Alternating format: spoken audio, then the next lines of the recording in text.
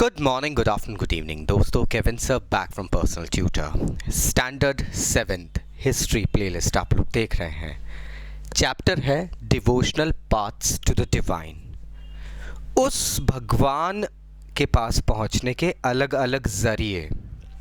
Now the topic that we are going to discuss today is the saints of Maharashtra. 13th century से 17th century के बीच महाराष्ट्र में हम देखते हैं कि सडनली एक ग्रोथ हुई थी भक्ति मूवमेंट से जुड़े कुछ संत कवियों की। They were saints, they went ahead and composed poems, poetry and all, and they sang them among groups of people. इनमें से कुछ नाम हैं जैसे Dnyaneshwar, Namdev, Eknath, Tukaram, Sakhubai and the family of chokha Mela and all. खास बात ये आती है कि बाकी के कुछ नेम्स अनटचेबल्स कास्ट के महार सेक्ट के थे।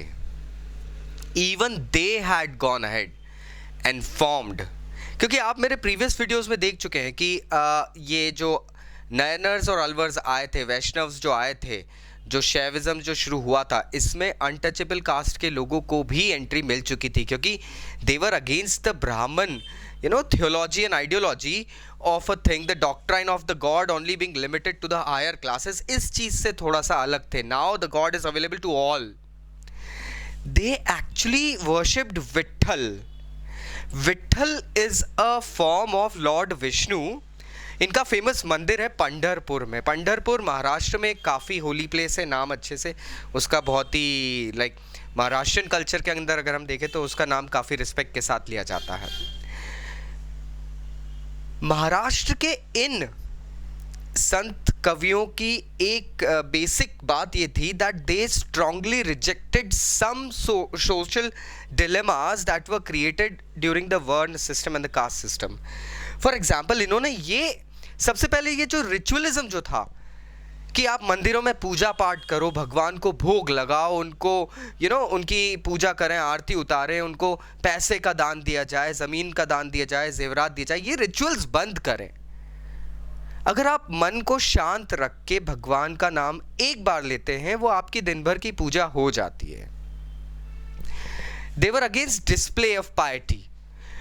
मंदिरों में दान दक्षिणा करना, ब्राह्मणों को खाना खिलाना, भोज करवाना, बड़े बड़े प्रोग्राम्स अरेंज करवाना, कार्यक्रम ऑल, इस चीज के अगेंस्ट थे। They did not want, God is not hungry of show offs, he is just looking forward to have a simple remembrance of his name, that's all. तो they were against this show off and all. इसके बाद में जो समाज में social dilemmas चल रहे थे, जैसे कि लोगों को उनके जन्म के आधार पे बर्थ बेस्ड कास्ट डिसाइड हो जाती थी, जो सोशल डिफरेंस चल रहा था, they were against that. They were against कि बर्थ के बेसिस पे you can not subjugate people, you just can't go ahead and write their वो किस्मत, उनकी किस्मत का आप हाल नहीं लिख सकते हैं किसी के जन्म के बेसिस पे।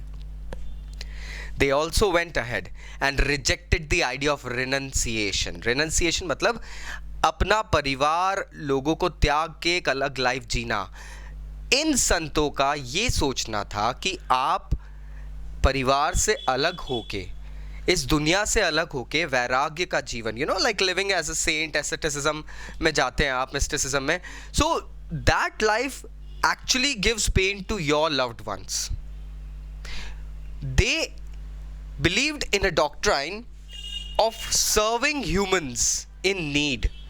आप अपनी रेगुलर लाइफ में जो भी आपके आपके कर्तव्य हैं, आपकी रिस्पॉन्सिबिलिटीज़ हैं, वो निभाते रहिए, और साथ में जिन लोगों को नीड है उनको हेल्प करें। There is no need to go ahead and leave the whole world, live a life of vagabond or something like that. आप समाज में रह के, सोसाइटी में रह के, being a part of the society, you can redeem it. Actually in लोगों ने कंसेप्ट ये निकाला था कि भक्ति का असली कंसेप्ट ये होता है कि दूसरों का दर्द शेयर करना, शेयरिंग पेन। इनफैक्ट एक बहुत फेमस गुजराती सेंट थे. His name was Narsi Mehta. He had said that they are Vaishnavs who understand the pain of others. मतलब ये वैष्णव लोग ही हैं जो कि दूसरों का दर्द समझ सकते हैं. So I hope now you got the crux. Still अगर कोई doubts हैं तो नीचे comment box से comment करना. I'll be going ahead and getting back to you. Thank you very much. Take care. Bye bye.